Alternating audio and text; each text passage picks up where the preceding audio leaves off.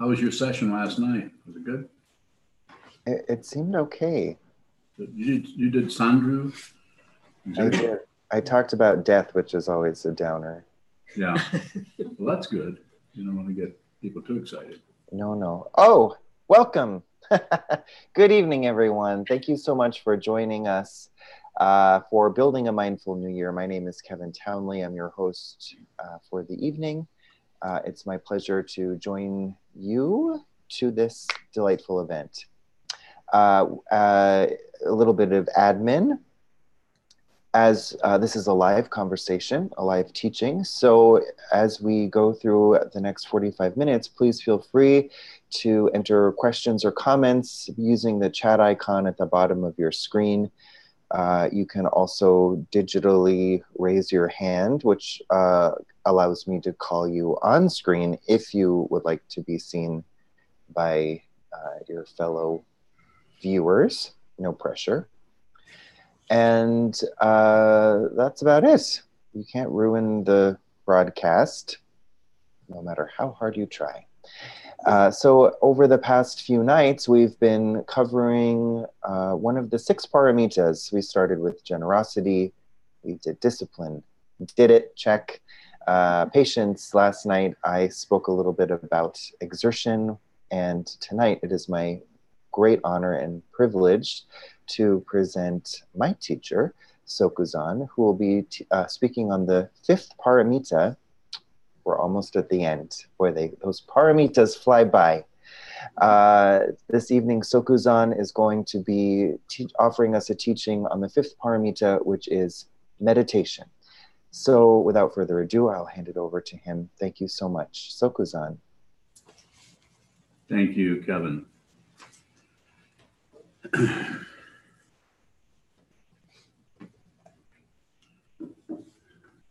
So a lot can be said, a lot has been said about the paramitas and the paramita of meditation, or dhyana, has also been taught in lots of different ways as a practice, a technique for training the mind, for taming the mind, for working with body, speech, and mind, in a very direct way. And so I'd like to start in with a short, kind of it'll be guided meditation this evening. And then I'll talk a little bit more about it. We can have some questions and answers, hopefully some answers. We have probably in the Zendu here at this monastery, we have about maybe a little over a dozen people who are students, people who are staying here, people who are coming and going. So anyway, let's begin with some sounds, starting with the gong. One strike of the gong, and then I'll give some instruction on what to do with the body, the speech, and the mind.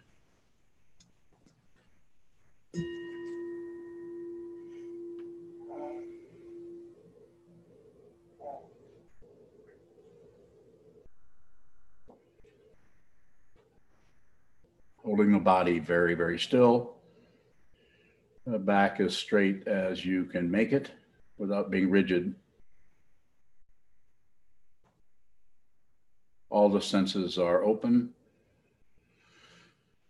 If you're facing a wall, then you can look right straight at the wall. If you're facing into the room, you can have your gaze just down off the end of your nose, 2 or 3 feet in front of you towards the floor, the carpeting. Or if there's other people in the room, possibly someone's back. Posture can be either on the knees, which is called resting the mind mudra, or there can be left over right with the thumbs barely touching, forming an oval with the first fingers and thumbs, called cosmic mudra. Either way.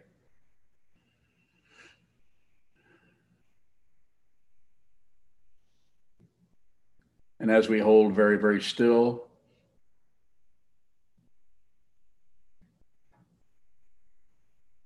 we begin to observe and see what is continuing to move. Very simply, that could just be the breathing, coming and going, the diaphragm moving, Also, thoughts, possibly emotions,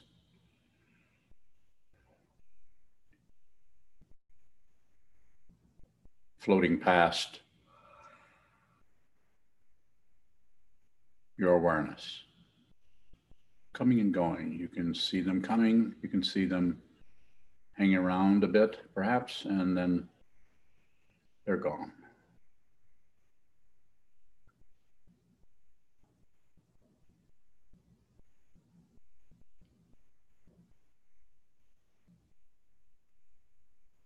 The way I talk about this is very simple. This is in the Japanese Soto Zen tradition. This is called shikantaza, or just precisely this. But it's not that much different from other forms of meditation practice. Shine and Laktung, shamatha, vipassana, resting in tranquility, or sometimes called mindfulness, just being aware, just being, just aware, just receiving.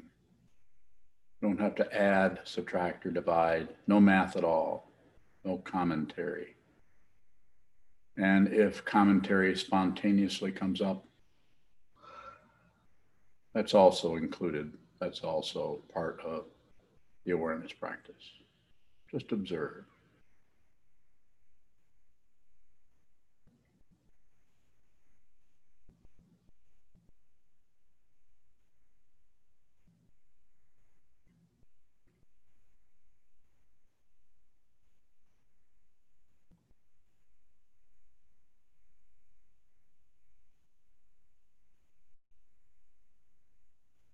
If in the course of your meditation practice, you're sitting for longer periods and you have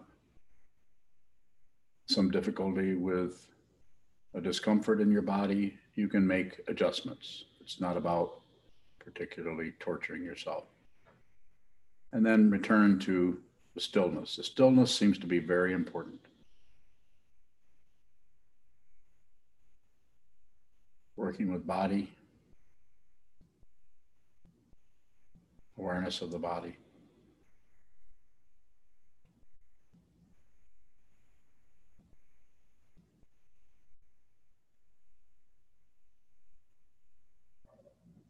Awareness of the thoughts, conversations going on, the speech of the mind.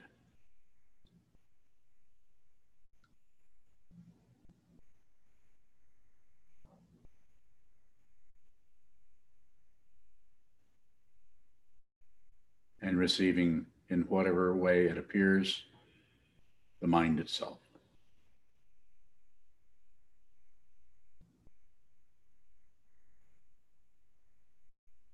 In this way, we train the mind, sharpen the awareness over time to see very clearly, to cut through self-deception, cut the root of samsara.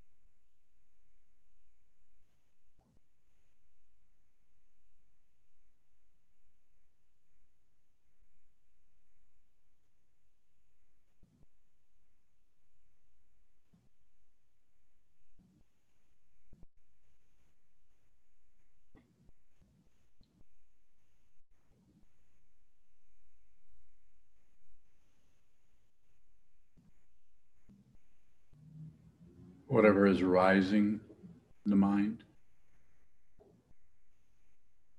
Don't agree, don't object, and don't distract yourself or look away. Just observe. Nothing to correct.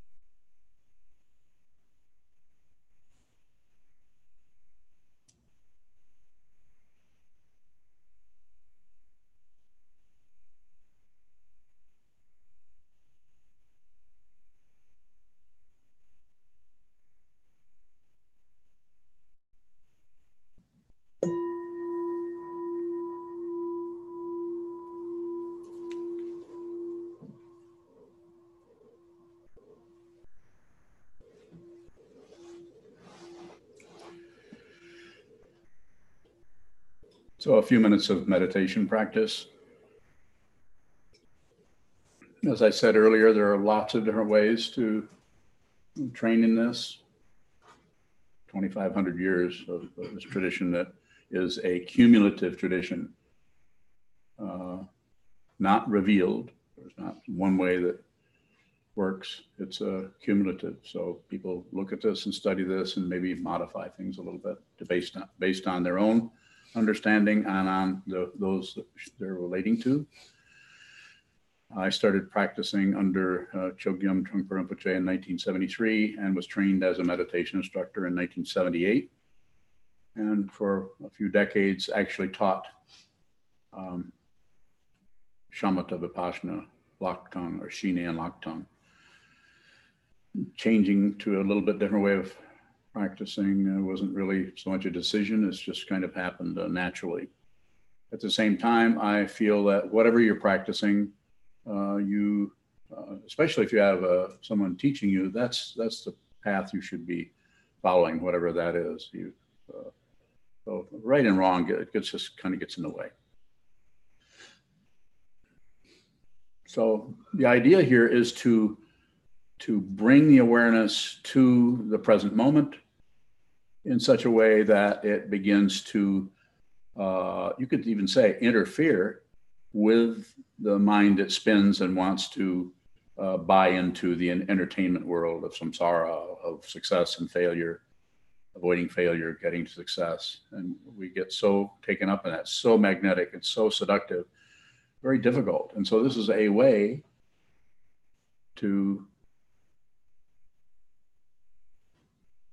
slow down, cut through the speediness of the mind, to grasp at this and reject that, and to begin to train our minds to see more clearly so we aren't overtaken by our conditioning, the self-deception that is encouraged by our culture, our family, or possibly even our friends in some cases.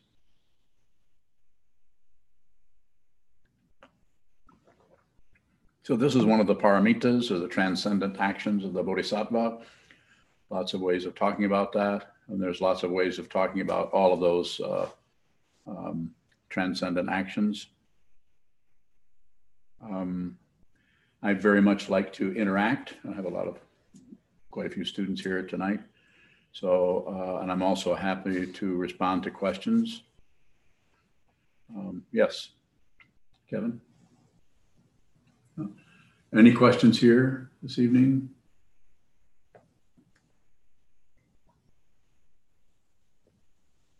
You have something, go ahead.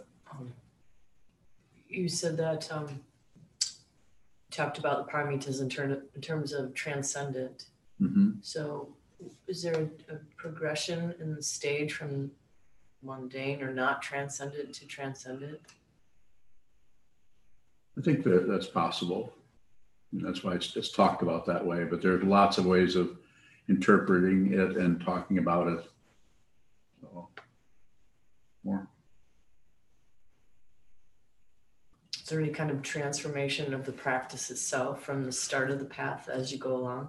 Well, I think there is. I think ultimately, relatively, and ultimately, that there's less and less objecting to this and agreeing with that, less and less internal struggle over things, and more just a sense of presence, a sense of just being here without any particular motivation around anything, but just to see.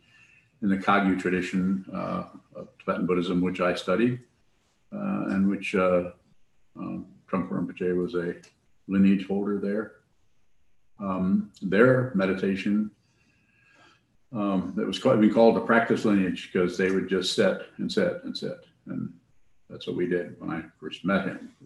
Everybody was just sitting and sitting and sitting, studying some, but a lot of it was sitting meditation. And they were even accused by the other lineage of, being pigs, because all they do is just sit there.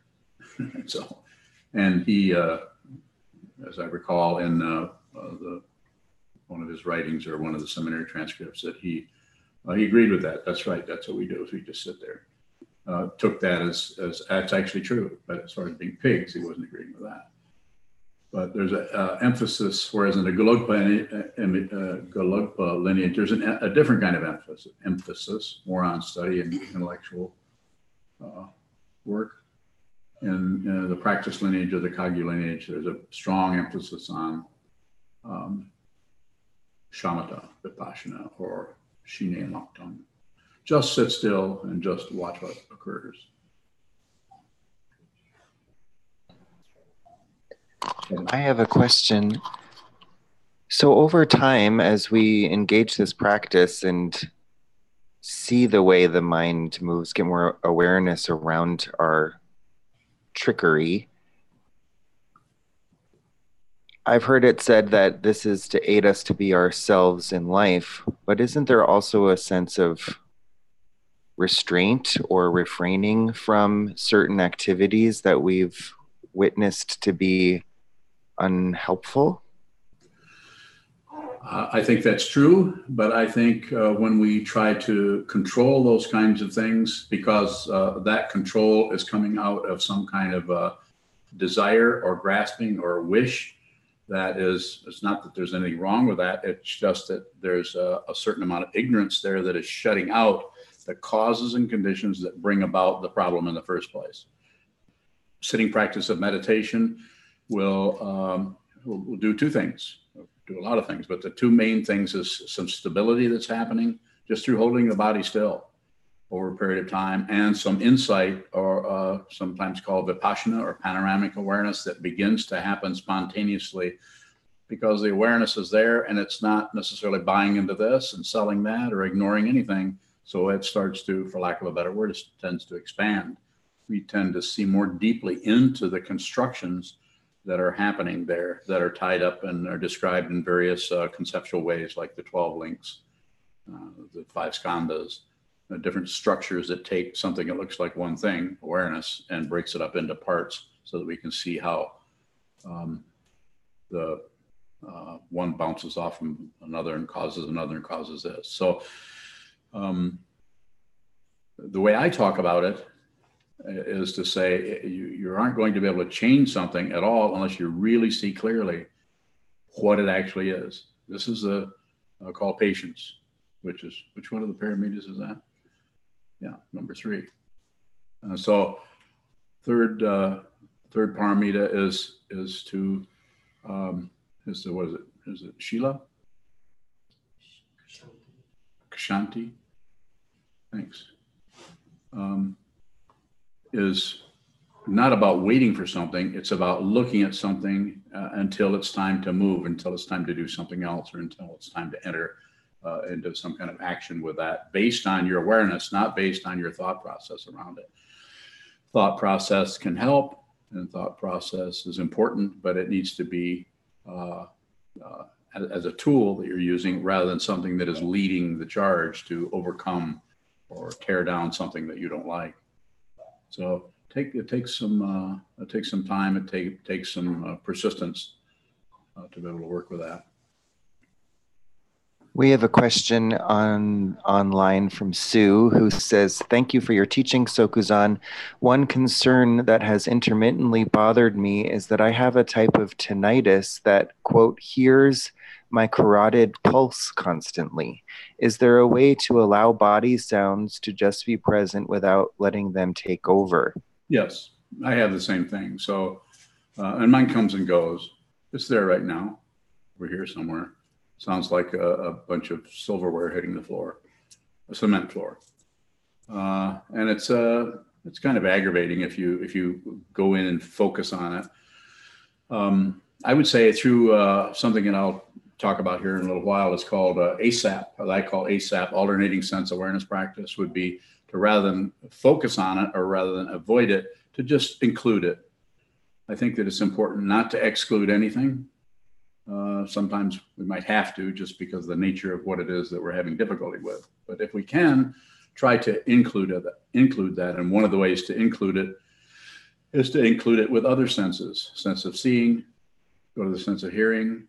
If you have tinnitus, whatever you want to call it, and you go to the sense of hearing, that's what you're going to hear, along with traffic out in the street or people walking down the hallway, your own breathing possibly. So I would say intermittent flash on that rather than trying to get over the aggravation with it or the irritation or the knowing that it's somehow extra and has something to do with your body situation, to just go there and flash on it and then go to the sense of seeing. Could be, and when I say the sense of seeing, I'm not saying look around. I'm saying whatever's in front of you, you can do the shape or the color or the texture of something rather than what it is. Like looking at a computer screen. This is a MacBook, so it's silver. Just a sense of something being silver, just an impression of that, and then go back to that, and then go to how the body feels or how your clothing feels, and just slowly, not with any kind of, necessarily rhythmic, but just slowly move, go in and be with the tinnitus, and then go and be with the color that's in front of you, and then go and be with the body, possibly the feeling of the diaphragm moving. And it's not going to necessarily solve anything, but it's a way of working with it, which is what you're asking me about. It's a way of working with it that at some point, I'm not particularly bothered by tinnitus, other than sometimes it's like somewhere the volume gets turned way up, probably because I've eaten too many bowls of ice cream, or I'm not sure what does that. I have to get non-tinnitus brand ice cream. It's all that popcorn. Popcorn.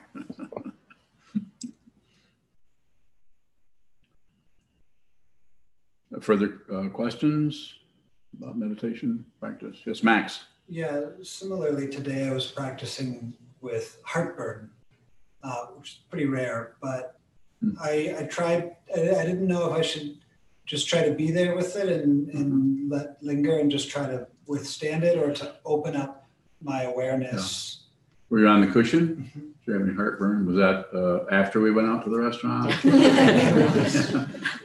Lux did it, I think. I think some rather than struggle with it or something, you just take something. You have something you take for it when you get that, or don't you get it? It's so rare, no, and usually it doesn't help.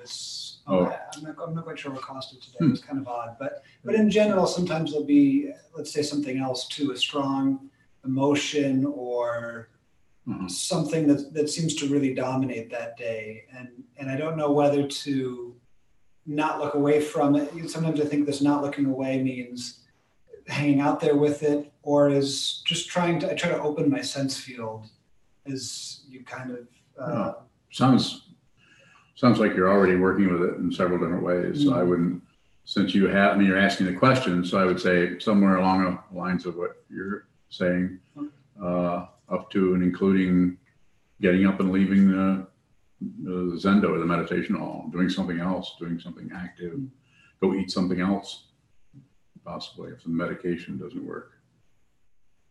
But I'm not, even though I spent some time kind of muscling through, doing meditation that's a little bit more kind of macho, I don't really think that's a particularly good idea to do that, even though some teaching situations, they think that's necessary.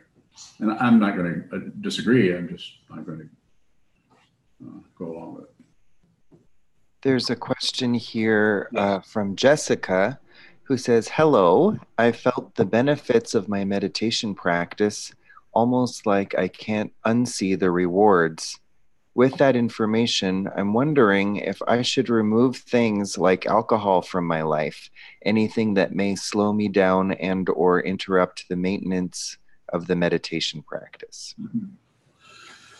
So that's not something I can particularly speak to. The causes and conditions around that, your life, your age, the whole situation around something like alcohol. A lot of people drink some alcohol and it's never problematic at all. Other people have issues or difficulty with it, and it tends to monopolize their time and so on. So I would say my way of talking about that is say, don't do anything unless you have to.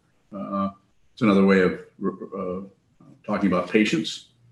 Is if you don't have to do something, then why gamble with anything? If you don't have to have the alcohol, then don't. And that being said, you could experiment a little bit and get some contrast going on so you can understand more deeply what if you have a strong daily practice, you're doing some retreat practice once or twice a month where you're deepening your awareness and strengthening your ability to see clearly through your preconceptions, your judgments, your projections.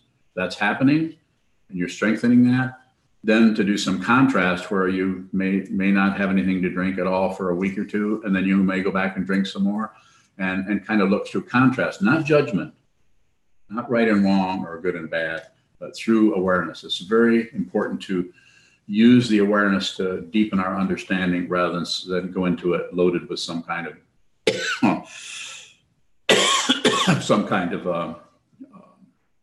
standards or rules or laws. Not that those aren't valuable at times, but sometimes we tend to use those so that we don't have to take any chance of extending our awareness out. So we look at the jungle with fresh eyes. When I say jungle, I'm using that as a metaphor for the unexplored aspects of one's own consciousness, your alaya vijnana, or any aspect of the mind. We have a question from Teresa who asks, what is the purpose of posture? That is, why the, quote, straight up sitting, for example? Okay. So my understanding and the way I was taught and the way that's a long time ago, seems to still hold true. The important thing about the posture to me over a long time is stillness.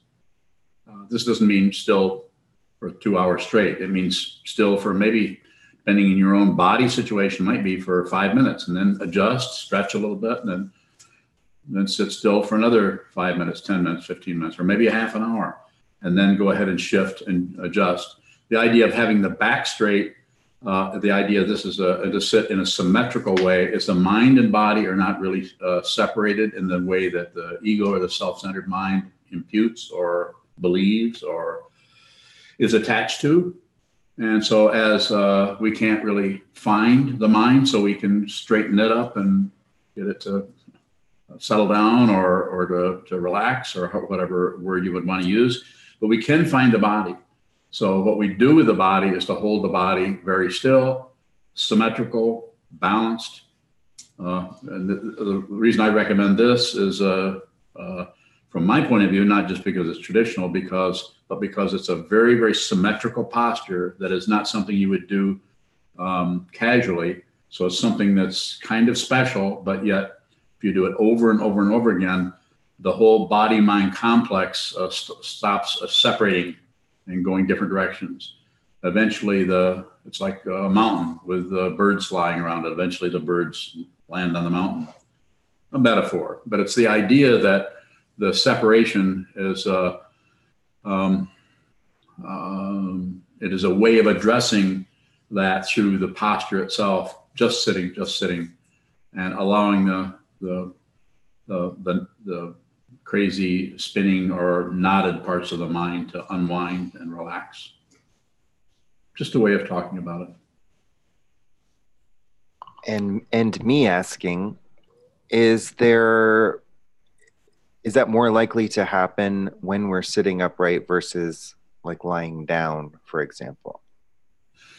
So I occasionally have people that, because of the physical situation, just can't sit upright. They need to lay down. So I would say rather than not meditate at all, and meditate laying down. But we tend to fall asleep. That's what we do when we sleep. Just like we don't close our eyes because that's what we do when we sleep.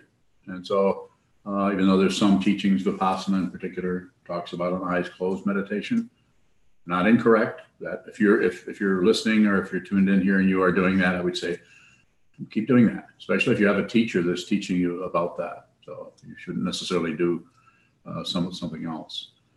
But the idea is that sitting up, you're alert, and so you're kind of you're using your body situation to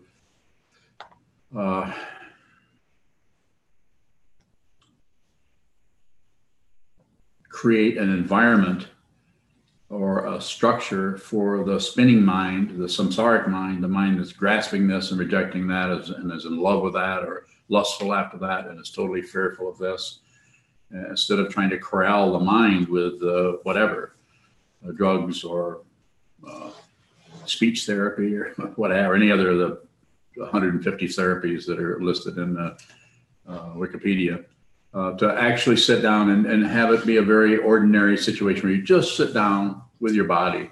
And as my teacher, Trungpa Rinpoche, used to say, you just make friends with yourself. In other words, you sit here and you, by holding very still, you begin to see, the way I like to say it is you begin to see the very things you've been able to hide out from when the body's moving around all the time. Hold very still, may not be the first day or the second day or the first week, but eventually you're going to start to see things that really are, we in our lineage, we call Dharma gates.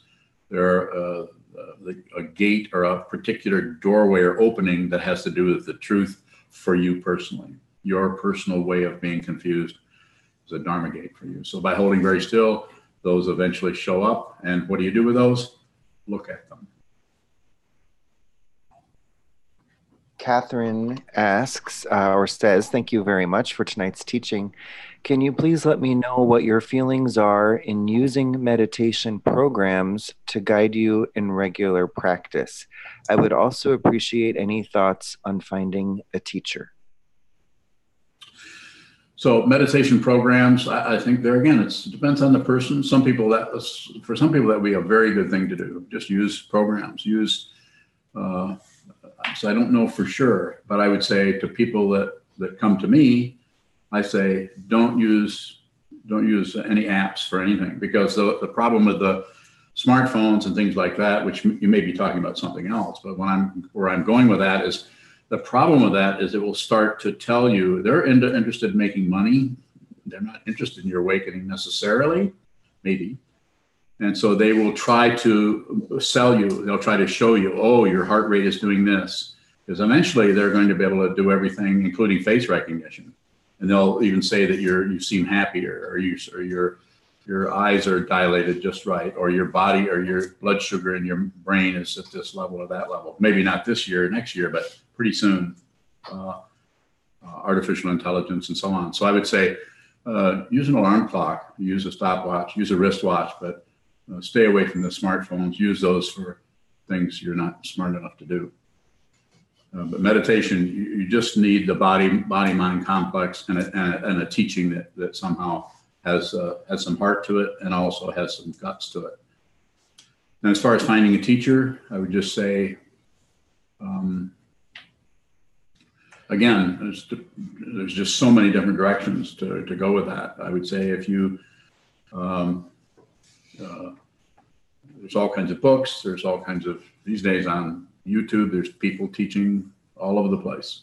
I'm one of them. I'm all over the place. But I would say don't do anything unless you have to. And with a teacher, one of the most important things you should look for is that anything is promised. If a teacher is promising you anything at all about anything, do it this way and this will happen. What do they call those? Red flags should go up. So the true teaching, you'll know if you, again, don't do anything unless you have to. Don't become someone's student unless you have to. In other words, don't settle. Don't settle for because you need a teacher. Oh, I'll go with this teacher. I'd be happy to answer or respond to more about that if you have more. I'll keep my eyes peeled if Catherine has a follow-up question. Sokuzan, we've got about 5 minutes left. I didn't know if you wanted to touch on any of the ASAP practice you were. You can do that before. Yeah. But you're the boss. Yeah. All right. So ASAP, I think it's valuable, and it's just something, I'm not saying somebody else hasn't done it a long time ago and probably has, but it's just something I kind of thought up for people to work with, especially people that have difficulty with addictions, is to alternate the sense awareness practice from one to the next. And you can actually do it. I'm going to do it by signaling, and I think I'll use this bell, and this bell. And I'll tell you what to do when you hear those. So let's start with the large bell.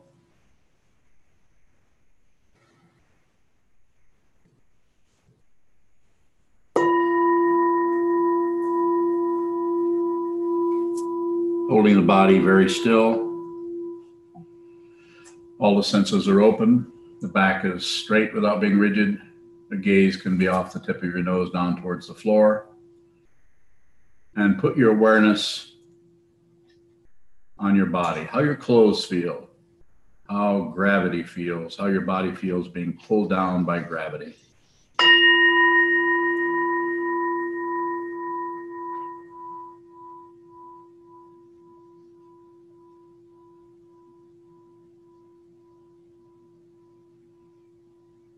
Now go to the sense of seeing, color, shape, texture. No particular words or labeling, just color. Just register that color without particularly even knowing its name. Seeing.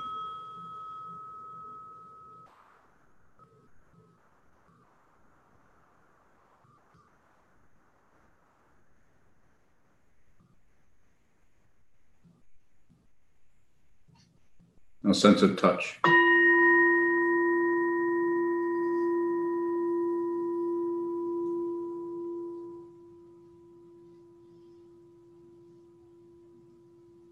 Now go to the sense of hearing.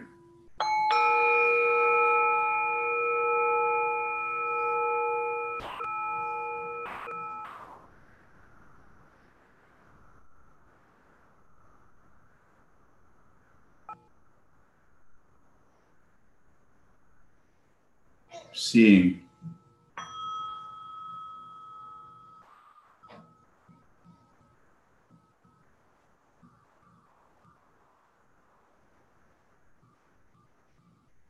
Sense of touch. Now seeing. Now hearing.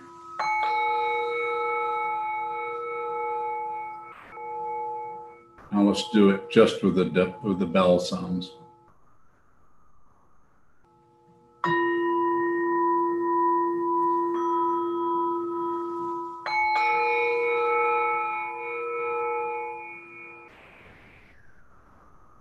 Now go to the sense of thinking. Just receive thoughts. Now go to the sense of seeing.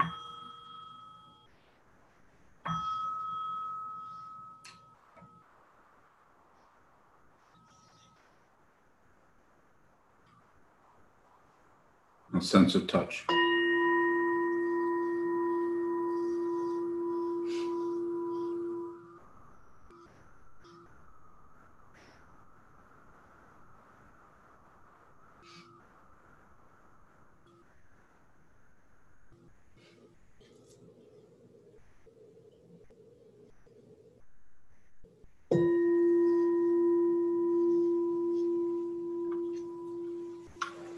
Very good. Thank you. And that's something, the ASAP, that's something you can do. You don't really need the bells. You can just be sitting and just move from one sense to the other. Sometimes it helps to have someone guide you a little bit, or you can do it for others. Someone can do it for you in your particular community or group. We have a very tiny person in the room trying to learn how to meditate before they're even 2 months old. So, anything? Regina says, ASAP, thank you. You're welcome. So we're about at time, and I'll be posting this video on, I mean, if you're watching it now, you're watching it, but I'll be posting this video online presently, and Sokuzan's full bio will be there, but I would encourage you to check out the website of the Zendo out there in Battle Creek, Michigan. It's sokukoji.org. That information will be on the Open Heart Project website. Many teachings available through that website and many opportunities to visit in person. A different kind of meditation program where you can actually sit with Sokuzan and his monks and monkettes in beautiful Michigan. So with deep gratitude, Sokuzan, for your teachings this evening, I'll hand it back to you to dedicate the merit of our practice. Very good. And much appreciation to you, Kevin. So may all beings enjoy Joy, happiness, and the root of happiness. May they be free from suffering. May they not be separated from great happiness, devoid of suffering. May they dwell in the great equanimity and free from passion, aversion, and prejudice.